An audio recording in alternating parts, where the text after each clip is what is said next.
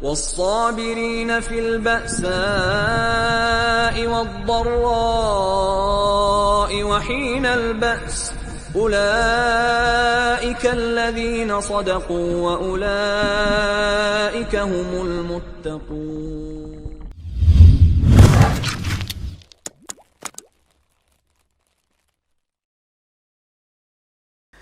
Assalamualaikum warahmatullahi wabarakatuh. Alhamdulillahilladzi arsala rasulahu bil huda wa dinil haqq liyudhhirahu 'ala ad-din kullihi walau karihal musyrikun. Asyhadu an la ilaha illallah wahdahu la syarika lah wa anna Muhammadan 'abduhu wa rasuluh. Allahumma salli 'ala Muhammadin wa 'ala ali Muhammad walhamdulillahi rabbil alamin. Saudaraku seiman, seislam yang dirahmati oleh Allah, mungkin di antara kita sudah mulai merindukan jamaah sholat di masjid. Di antara kita mungkin merasa berdosa, berkali-kali meninggalkan sholatul Jum'ah karena proses lockdown ini. Oleh karena itu Rasulullah SAW menegaskan, man taraka thalatha jum'in mutataliyatin min ghairi udhrin taba'allahu ala qalbih. Barang siapa yang meninggalkan sholat Jumat 3 kali berturut-turut tanpa uzur, maka Allah akan cetak hatinya itu dengan cetak yang kotor, yang buruk. Sebagian ulama memberikan satu tafsiran adalah nifaq. Meskipun begitu tidak sampai pada tingkatan kufur, makanya ini semuanya hendaknya dipahami oleh para pemirsa sekalian, kaum muslimin, saudaraku yang sudah mulai merindukan masjid, yang sudah mulai mungkin ingin berkumpul mendengarkan khutbah Jumat, dan mungkin merasa berdosa dengan berkali-kali tidak sholat Jumat, bahkan kita ganti dengan zuhur. Oleh karena itu, supaya kegiatan kita di rumah tidak membosankan, apalagi kurang bermakna, karena seorang muslim itu memiliki sifat min husni islamil mar'i tarku ma la ya'ni. Pertanda kebaikan Islam seseorang adalah meninggalkan sesuatu yang tidak ada gunanya.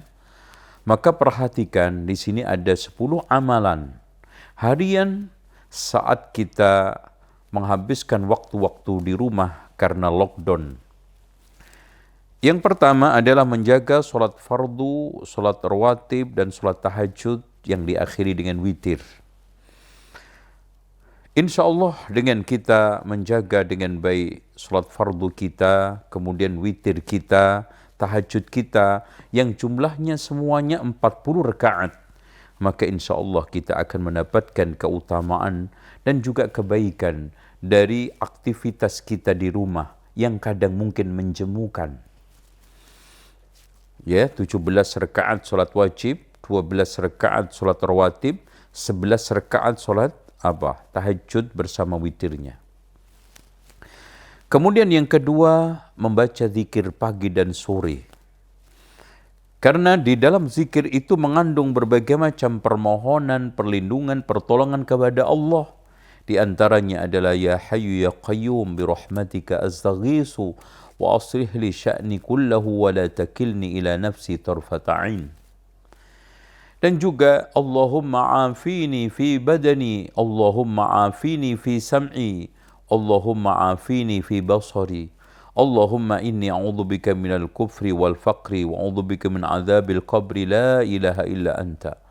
Ini juga kita memohon kepada Allah supaya badan kita disehatkan, mata kita disehatkan, pendengaran kita disehatkan, dan kita dilindungi oleh Allah dari kekufuran dan kefakiran, dan dilindungi Allah dari azab kubur. Ini semuanya adalah sangat tidak patut untuk kita tinggalkan. Apalagi saat kita sekarang mendapatkan musibah, kita munajat, mohon kepada Allah lewat membaca zikir pagi dan sore tersebut. Kemudian yang ketiga, jangan lupa zikir 7 yang mutlak. Kita lakukan kapan saja, di mana saja, kecuali pada saat kita di toilet dan saat kita berhubungan suami istri. Yang pertama adalah salawat. Allahumma salli wa sallim wa barik ala nabiyyina Muhammad. Yang keduanya, ya dzal jalali wal ikram. Yang ketiganya, la hawla wa la quwwata illa billah. Yang keempatnya, astaghfirullahal azim wa atubu ilaih. Yang kelimanya, la ilaha illa anta subhanaka inni kuntu minadh dhalimin. Yang keenamnya adalah subhanallah walhamdulillah wa la ilaha illallah wallahu akbar. 4 kalimat zikir yang paling afdal setelah Al-Quran. Dan yang ketujuhnya, hasbunallah wa ni'mal wakil. Satu zikir yang dibaca 2 kekasih Allah, Nabi Ibrahim ketika ingin diceburkan ke dalam api, mau disiksa oleh Namrud. Yang keduanya dibaca oleh Rasulullah ketika diancam akan diserang ribuan pasukan. Hasbunallah wa ni'mal wakil. Kemudian yang keempatnya adalah memperbanyak munajat, berlindung kepada Allah. Di antaranya munajat di keheningan malam, kita mengadu, mengibah, menangis kepada Allah Subhanahu wa taala dengan tawassul dengan nama dan sifat Allah. Ya Wadud, ya Dzal Arsyil Majid, ya Fa'alan lima yurid. As'aluka bi'izzika alladhi la yuram wa bimulkika alladhi la yudam wa binuri wajhika al-karim alladhi mala arkana arsyik an takshifa kurubatil muslimin. Kita ulang-ulangi, ya Mughis aghisni, ya Mughis aghisni ya Rabbal alamin. InsyaAllah akan dikabulkan oleh Allah. Atau Allahumma inni as'aluka bi anni asyhadu annaka antallahu la ilaha illa antal ahadus samad alladhi lam yalid wa lam yulad wa lam yakul lahu kufuwan ahad an tadfa' 'anna al-balaa'a wal wabaa'a wan niqam was saqam wal amrad an hadhi anna wa an hadhil ummati jami'ah. Atau doa-doa munajat yang lainnya, kita mengadu kepada Allah agar semuanya ini secepatnya disingkirkan. Karena pada akhirnya wa ma asabakum min musibatin fabima kasabat aydikum wa ya'fu an katsir.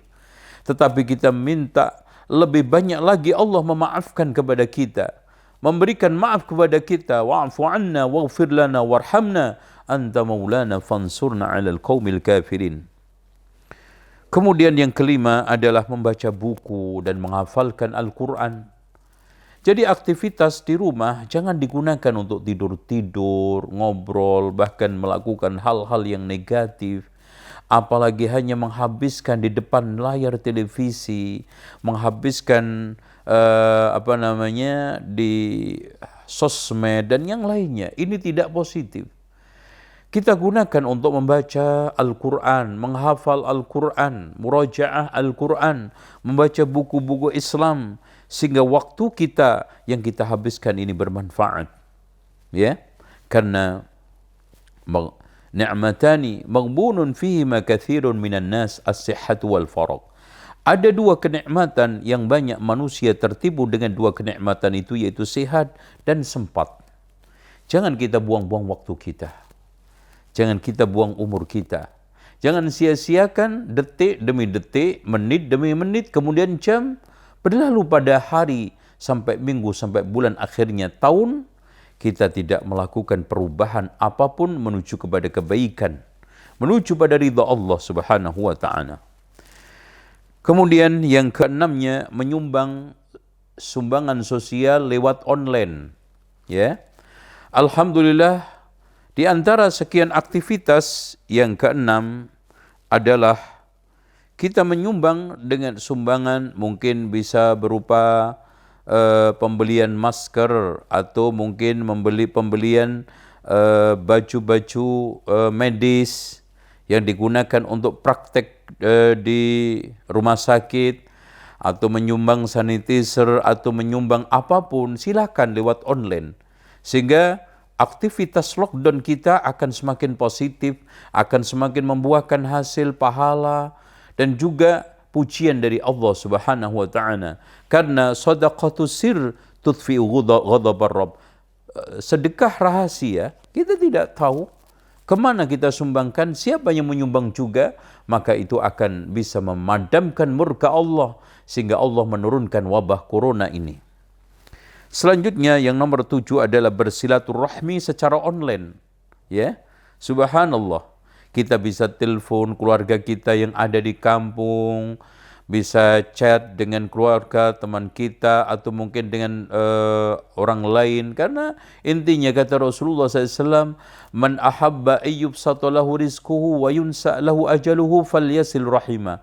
Barang siapa yang ingin dipanjangkan umurnya, diluaskan rezekinya, hendaknya bersilaturahmi. Dan silaturahmi itu bisa offline, bisa online, ya. Dan alhamdulillah sekarang dimudahkan oleh Allah, bisa kita video call dengan family kita, ibu kita, orang tua kita yang mungkin sekarang sedang ada di perantauan, istrinya di rumah juga kita bisa lakukan itu, ya, kepada anak-anaknya, kepada kerabat kita. Insya Allah itu juga jenis dari jenis silaturahmi yang dianjurkan oleh Allah Subhanahu wa taala dan Rasulnya. Kemudian yang ke-8 adalah menyebarkan informasi positif secara online tentang masalah corona, ya. Kita kasih teman-teman kita share informasi-informasi tentang bagaimana cara untuk menghindar dari wabah corona, tips-tips medis, ya, supaya kita terselamatkan dari corona. Yang sudah kena bagaimana bisa sembuh. Ini banyak sekali kita bisa edarkan, bisa kita sebarkan, bisa kita share kepada family kita, keluarga kita, teman-teman dekat kita, dan siapapun yang membutuhkan. Dan hentikan menyebarkan berita-berita hoax, menyebarkan berita-berita yang tidak bisa dipertanggungjawabkan, bahkan memperkeruh suasana, membuat semakin kalut, semakin panik, semakin ketakutan. Ini masuk di dalam larangan Allah Subhanahu wa taala, la yahillu li muslimin ayyurawwi'a muslima. Dilarang seorang muslim menimbulkan rasa takut kepada sesama muslim. Kemudian yang ke-9-nya adalah mempererat hubungan keluarga. Masya Allah, alhamdulillah, mungkin selama ini suami istri jarang ketemu, bapak jarang ketemu anak, maka pada saat sekarang lockdown inilah kita bisa gunakan untuk mempererat hubungan keluarga, menghangatkan hubungan cinta, mencoba untuk merekahkan kembali harmonika rumah tangga, sehingga rumah tangga sakinah, mawaddah, warahmah bisa wujud, dan harmonika rumah tangga kita bisa realisasikan, dan hubungan-hubungan komunikasi dengan suami istri ini makin muncul kembali, ya, makin hangat kembali. Dan bisa kita juga lakukan kegiatan banyak.